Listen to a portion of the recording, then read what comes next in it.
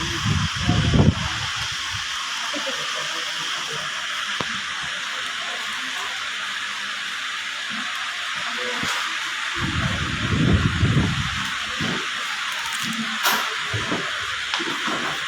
kapatid, tayo po ay tumayo at magbukas po tayo ng Biblia sa Romans chapter 11 verse 26.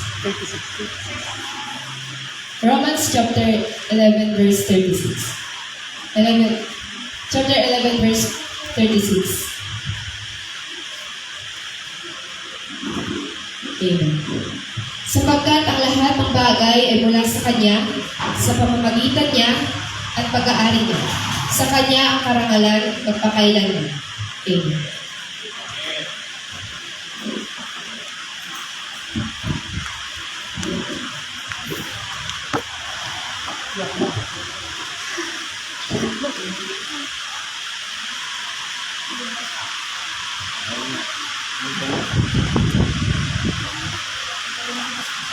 Tayo po'y sumandaling manalangin. Panginoon, sa umagang ito, nawa ikaw patuloy na magpagila at maluwalhati at maitaas ang buhay. May balik namin ang lahat ng bagay na iyong may bigay namin sa iyo, Panginoon, ang lahat ng bagay na anumang meron kami. At sa umagang ito, nawa ikaw, Panginoon, ang maluwalhati sa lahat ng aming ginagawa at sa mga bagay ito, ikaw patuloy na maitaas.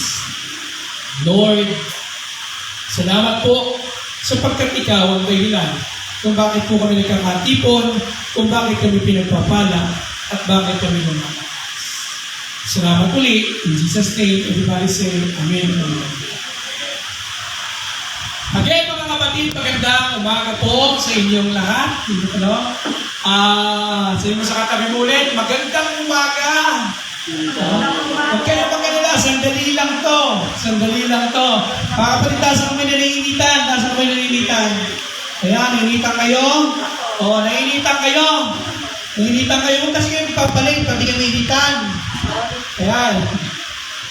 Alam, so mga kapatid,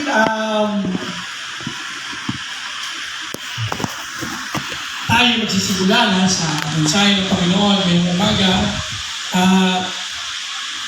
Pakiusap, ito'y ilagay nyo sa inyong mga puso, mainam na mainam, at huwag nyo kakalimutan sapagkat napakahalaga ng bagay ito. In the King James Version, the Old King James Version, 16:11, sabi doon, for of Him, and through Him, and to Him, are all things.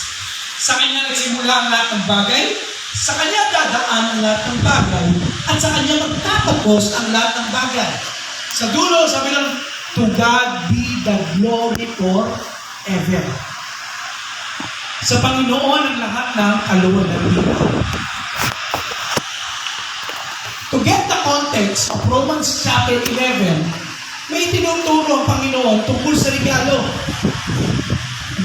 Ngunit, bagamat ito'y ibinigay sa atin, tatandaan natin na ito ay, kung tutusin, ito ay kailangan natin ingatan.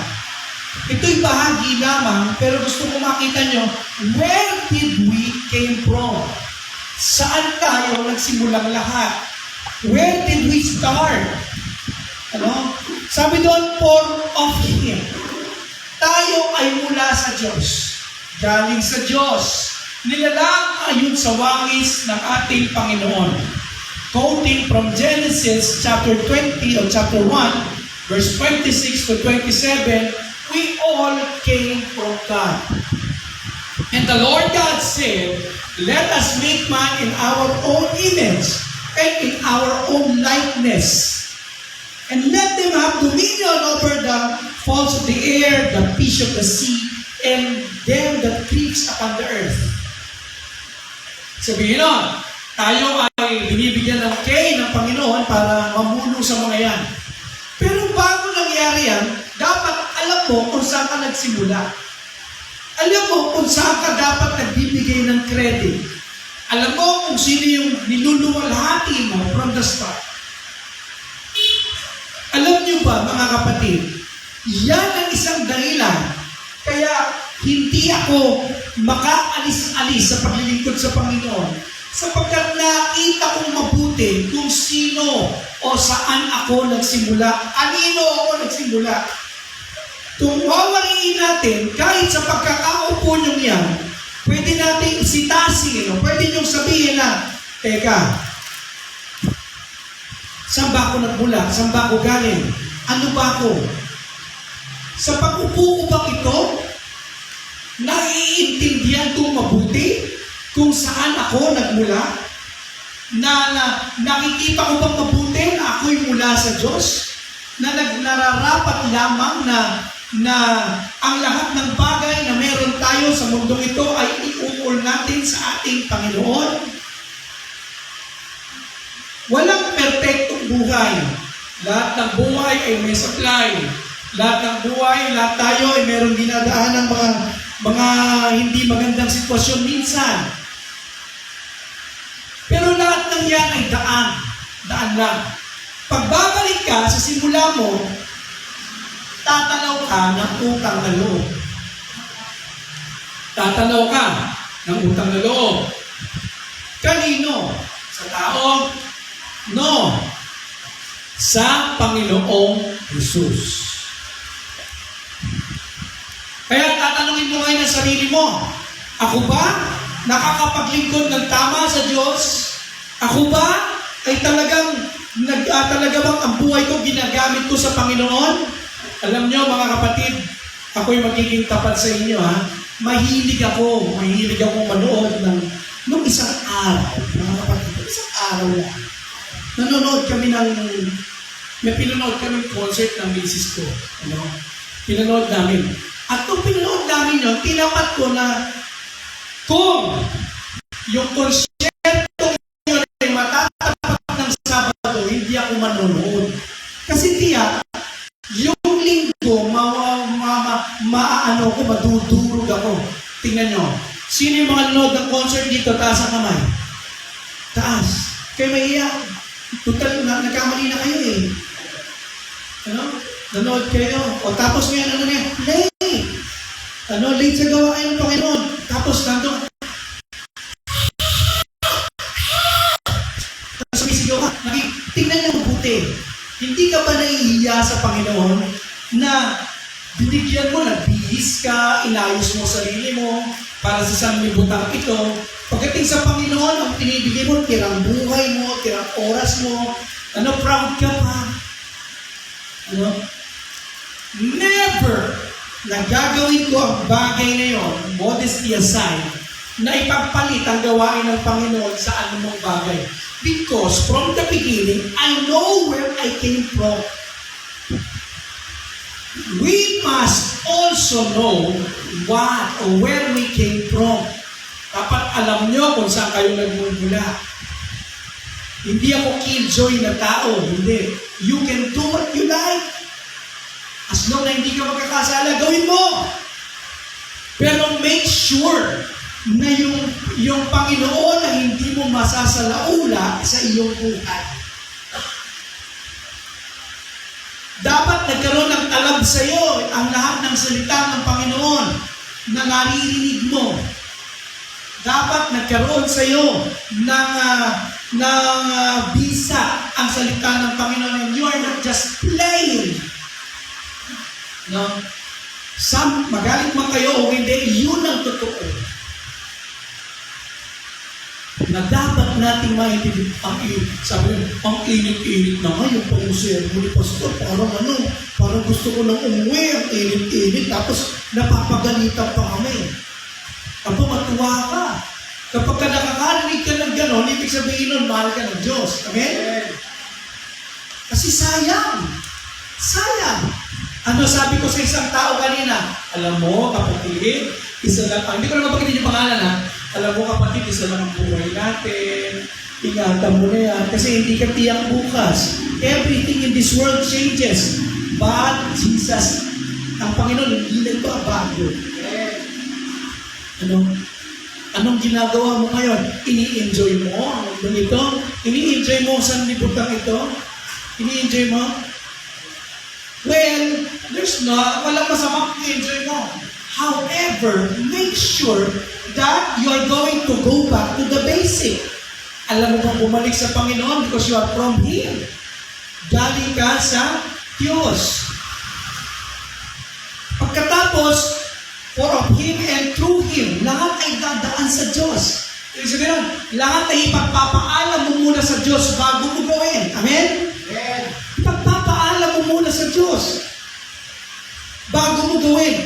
Because you are not made by your own. Sabi mo sa katabi mo, hindi ka ginawa ng sarili mo. Go! May lumalang sa'yo. Dapat marunong kang magpaalam sa lumalang sa'yo.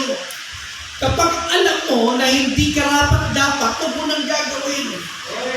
Dahil sasabi ka talaga. Today, tingnan niyo mabuti ha. Today, ito yung 12 anibersaryo ng kasal namin ng aking asawa. Ngayong araw na ito, nung nagpaparamdam siya, sabi niya sa akin kagabi, Pa, may uminggan ka ba bukas? Wala na. Wala na kaming uminggan. Pa! Tapos parang mo siya sabihin, uwi ka ba? No? Kapag ka ginagano ka ng misis mo, uwi ka ba? Ano pa karamdaw mo ka? Darling, uwi ka ba? Sabi ko, teka lang ha. May meeting lang kami. Bukas na tayo mag-tell. Bukas. Bakit? Ano ngayon? Alam niya. Dahil buwan nung bago kami kasal, bago niya ako niligawan nung panahon na yun, sinabi ko talaga sa kanya, dapat tanggap mo itong sitwasyon natin. Na ang papapangasawa mo ay pastor. Hindi kita priority. Ano? Ang priority mo si Jesus. Pero dahil sinabi ni Jesus na i-priority kita, so mamahalin kita. Dahil sabi ng Panginoon, mamahalin kita. Pero pag gawain ng Panginoon, usapan natin, kailangan huwag kang maging balaki. Kailangan huwag kang maging sagabal. Kaya kung meron kang boyfriend o girlfriend ka ngayon at sagabal sa gawain ng Panginoon, tanggalin mo na. Sibakin mo na. Wala naman may tutulong sa gawain ng Panginoon yun. Magiging ano pa yun eh. Magiging harang pa sa'yo yun. Ano? Pero kung yan ay makakatulong mo sa gawain ng Diyos, mahalin mo siya ng todo. Amen? Come on. Pero kung nakikita mo, ngayon pa lang, meron na kayong MU. Ano yung MU? Kumang ungoy? Mute. Miss. Understanding? Ano na? Sayang eh. Hadlang. Ano? Imbis na papahaliluya ka sa Panginoon, di mo na magawa kasi pagka naalala mo yung girlfriend, boyfriend, imbis na nag-iisip ka ng tamang pag-aaral, pin mo siya naiisip sa iyo. Ano? Ano? Tanungin mo yung katabi mo. Tanungin mo yung katabi mo. Tanungin mo, uy, ikaw ba? Nagpaalam ka kay Lord?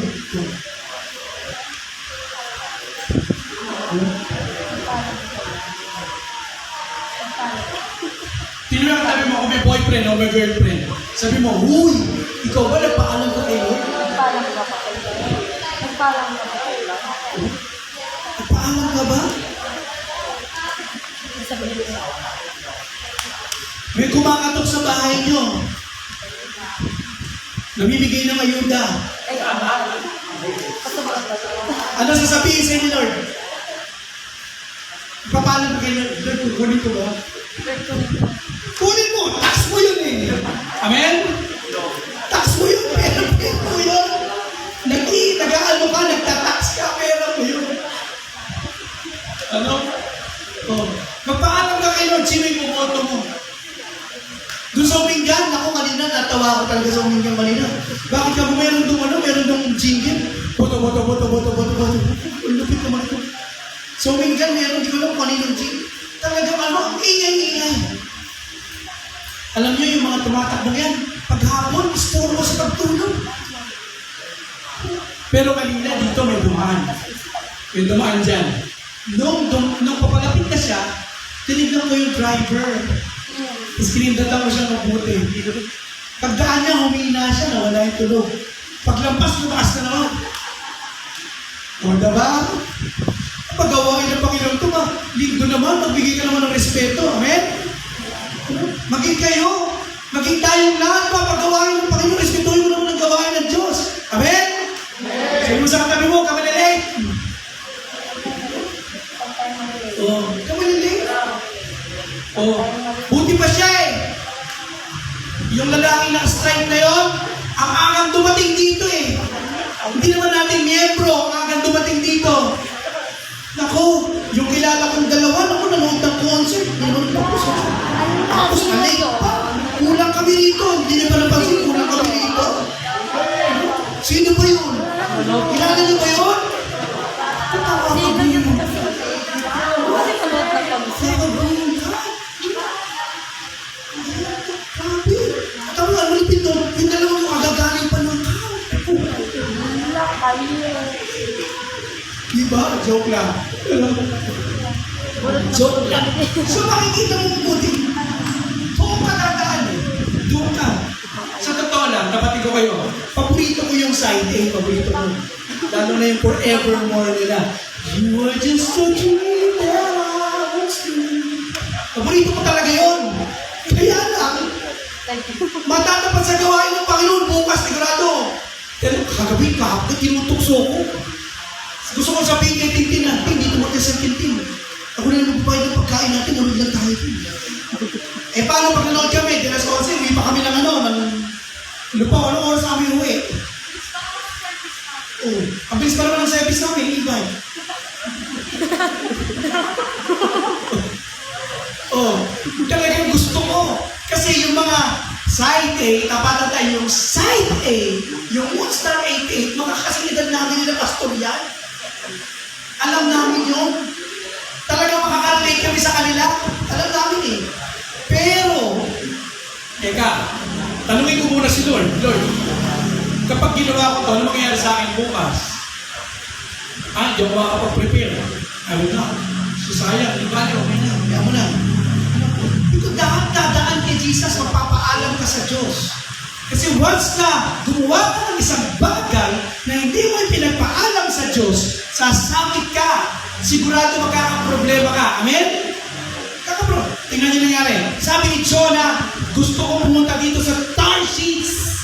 Sabi ni Jonah, gusto ko pumasyal dito. Gusto ko pumunta mo. Pero gusto ng Panginoon, saan pumunta si Jonah? Sa Nineveh. Ano nangyari? Nung sinuway ng Panginoon ang Panginoon, sinuway ni Jonah ang Panginoon, what happened? Muntik nang lumubog yung barko na sinasakyan niya. Ayan, niluluktuloy siya ng balyena. May consequences because of his wrong choices, because of his wrong decision. Ano?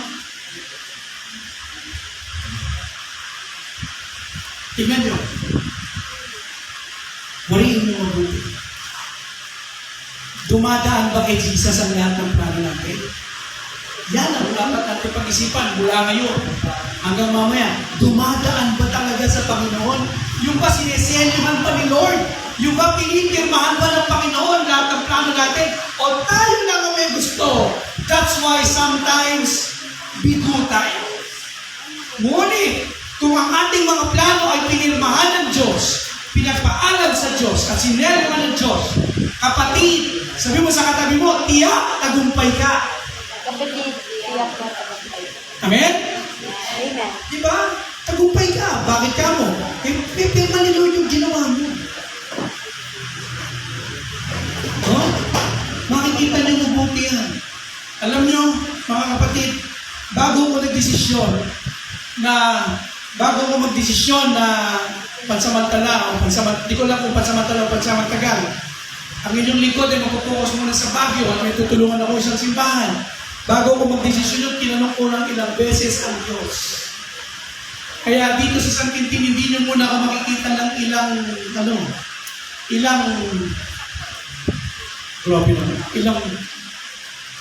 taon. Pero pag may event, siyempre, nandito.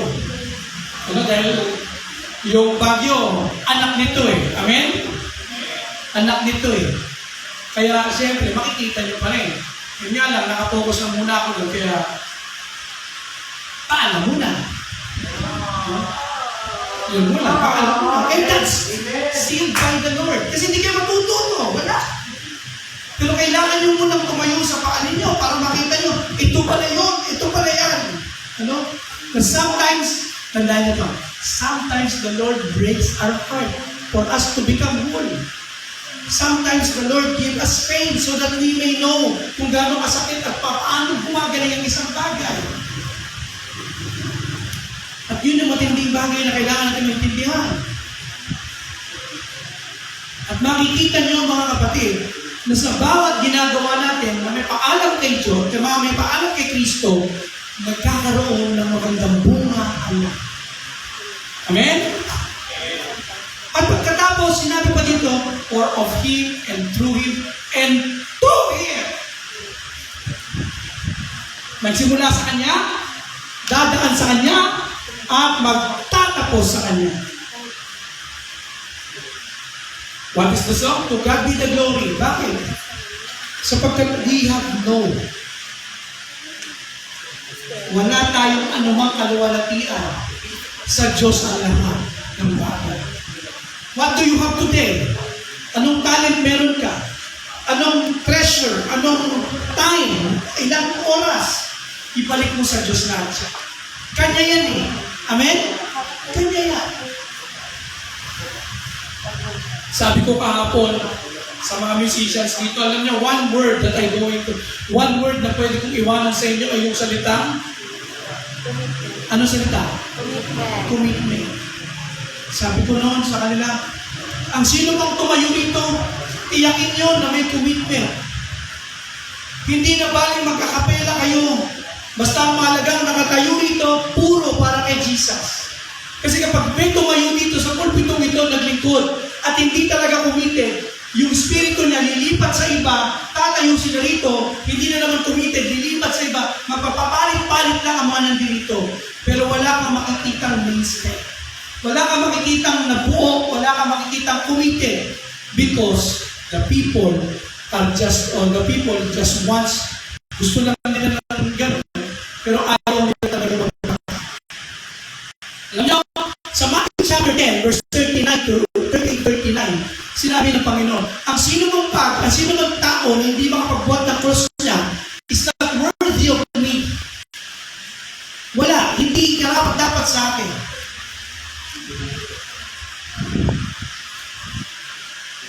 Anong ibig sabihin nun? Sapagkat ang gusto ng iba, sarap lang. Nung nakilala ang Panginoon, gusto nila, bless them, bless those, bless them. Gusto nila maramdaman yung sarap ng buhay. Pero ayaw nilang maranasan yung mga tinatawag na approaching period of their lives. Nung iniligtas ba tayo ng Panginoon, sarap lang ang dinanas niya? Hindi. He endured everything for us. Talagang isinuko niya ang lahat. Naging mahirap ang lahat para sa kanila. Hindi ko sinasabi maging ganun kayo. Ang sinasabi ko lang dito is harapin niyo ang lahat upang maging karapat dapat na ibalik ang lahat para sa ating Panginoon. Alam niyo, yung sinasabing to Him, pabalik sa Diyos, all of that is our commitment. Bagamat sinasabi ng Panginoon, o sinasabi sa atin na wala naman talaga tayong kaya gawin. Pero tatandaan niyo mabuti. Pag pumasok ang commitment sa inyo para sa paglilingkod sa Diyos, pabalik sa Panginoon, fellowship, worship, devotion, all of them will come. Lahat ng yan, magiging tama. Lahat ng yan, it will follow.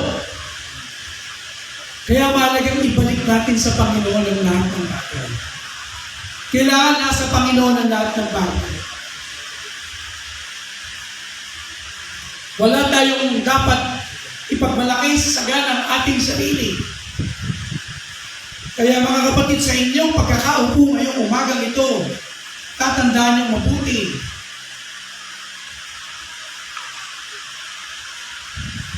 Walang bibitaw kay Kristo. Walang aalis. Walang aayaw.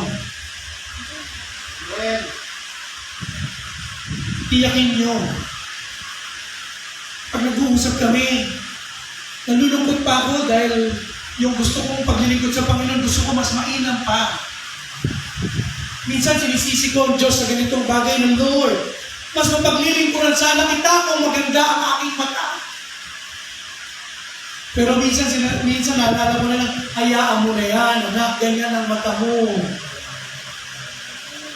Sapagkat mas maluluwalhati mo ako sa ganyan. Dahil kung naging maganda, kung naging maayos ang mata ko, ano kaya mangyayari ngayon? Sigurado nun, kung pogi na ako ngayon, mas pogi pa ako sa susunod. No. Tingnan mo katabi mo kung ang pogi.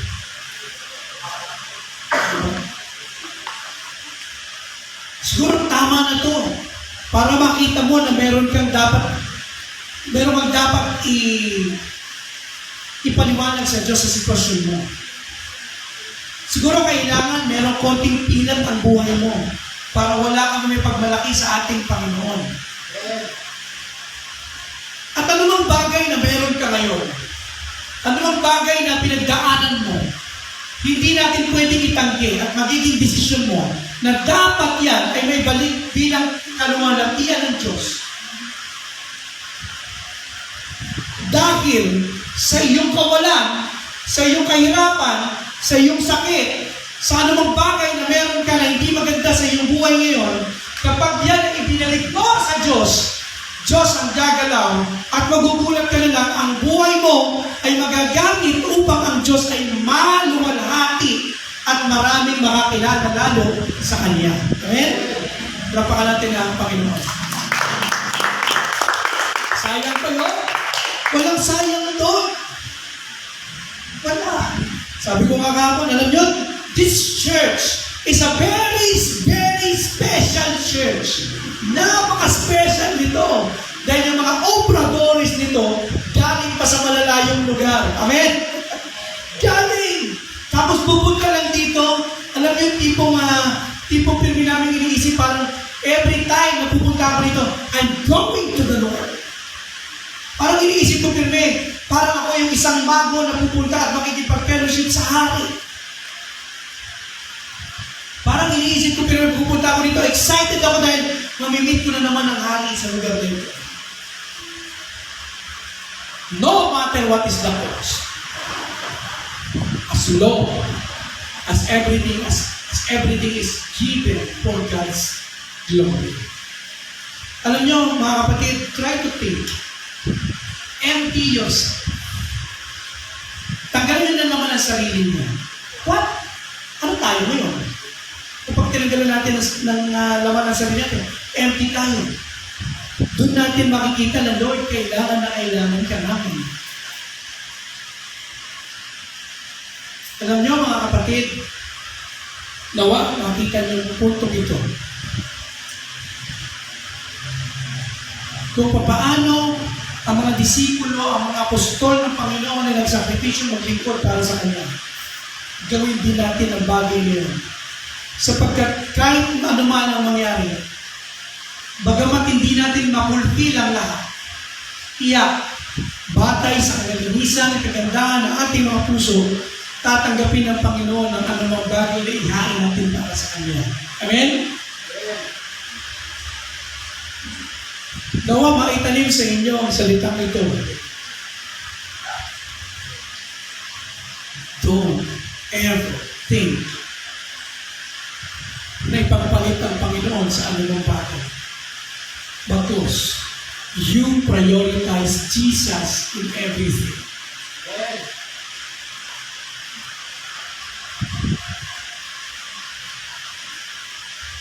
I'm very sorry, pero ganito. Nung nakita ko si Pastor na nasa Cebu, kung ako'y nasa lugar ni Pastor, meron akong nasa isip na ganito. Nandito na rin lang ako eh. Mamamasyal na ako, nandun naman si Pastor Christian. Pwede na. Total, ano naman, pero tignan nyo to. Tignan nyo. Kanina, Hindi ko maalis sa sarili ko yung saya. Nung nakita kong malapit na pumarada yung sasakyan ni Pastor dyan. Bakit ka mo? Anong oras mo is Pastor? Anong oras dumating? Alas 7. 7 ng umaga. Abay, may ano pa yan eh. May jet lag pa yan eh. Dapat medyo... Pero tingnan nyo. Andito. Bakit? Bakit? Priority ang hari. Inuna ang hari. Kaya huwag kayong magtaka. Pasensya kung nagamit ko. Huwag kayong magtaka kung bakit pinagpapala sila. Kasi inuuna nila ang hari. Kasi priority nila ang hari. Nakakagawa ng paraan para sa hari. Hindi binabaliwala ang utos ng hari. Hari ng mga hari.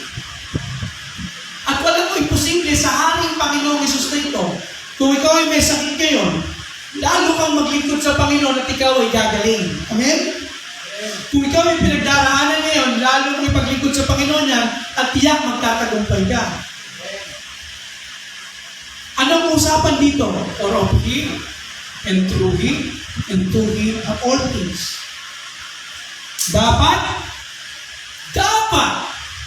naluluwalhati ang Panginoon sa inyong mga buhay. Amen? Dapat. Mga kapatid, let us all stand.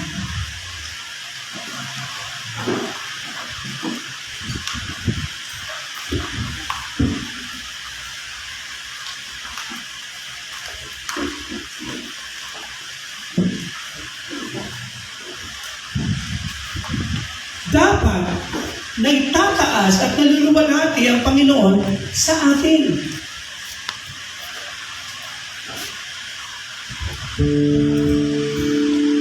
Dapat iniisip natin mabuti araw-araw, Lord, sa gagawin ko bang desisyon, may tataas ba kita? Maluluwalhati ba kita? Sa gagawin ko ba ngayon, Lord?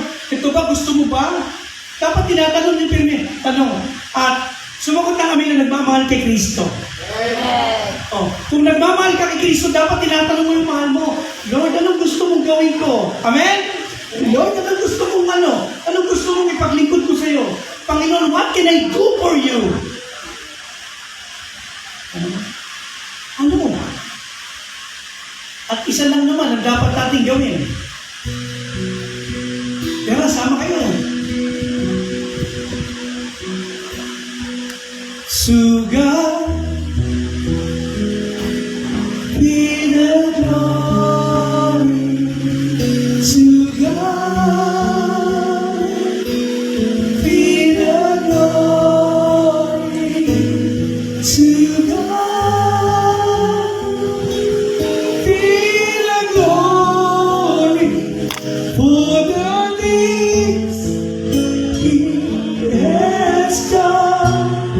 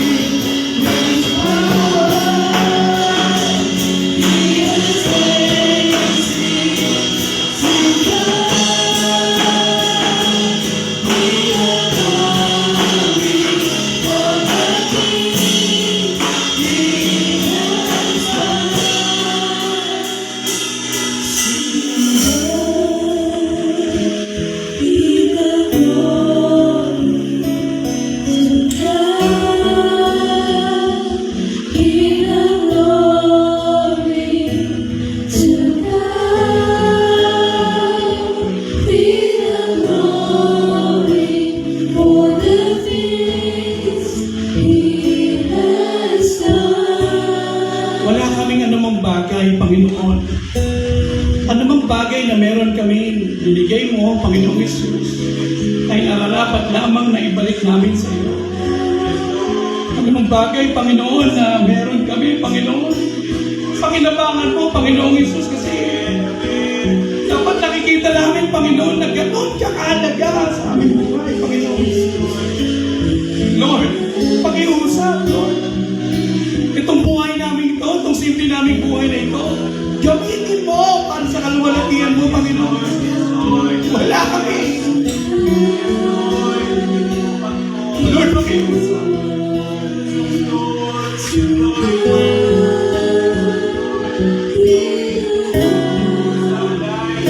Gamitin mo na mahirap, Panginoon Yesus. Alisin mo kami, Panginoon, sa hindi maganda bagus, Lord. Yakapin mo kami ng iyong presensya, O Diyos. Please, Lord, please.